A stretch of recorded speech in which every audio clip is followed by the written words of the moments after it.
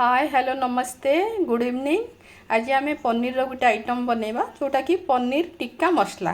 तापाई मु नेली सामग्री है यहाँ है पनीर, यहाँ है कैप्सिकम, यहाँ है पियाज, यहाँ है कंचा लंका, ये है दही, ये सोरिष तेल गरम करा जाइछि, टमाटो प्यूरी, अदा रसुण पेस्ट, लंका गुंड, हलदी गुंड, गरम मसला, जीरा पाउडर, धनिया पाउडर, कस्तूरी मेथी, गोलमरीच गुंड, लेंबू फाड़े एंड ये है रोस्टेड बेसन।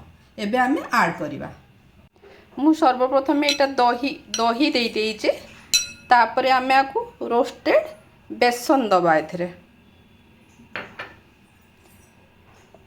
गरम सोरिष तेल,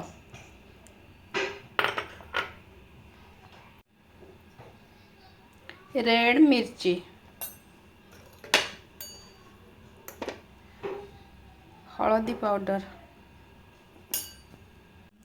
एबे गरम मसला मुदेली।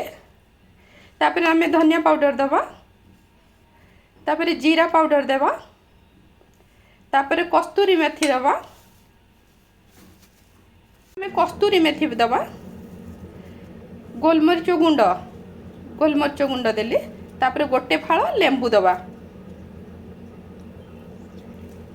आमे रसुण अदा पियाजर किछि पेस्ट दबा। ओके, एबे आमे सब मिक्स करि नबा। एबे आमे पनीर कट्टा पनीर टाकु दबा, कैप्सिकम दबा, पियाज दे दबा, एबे कंचा लंका किछि ऐड कर दबा।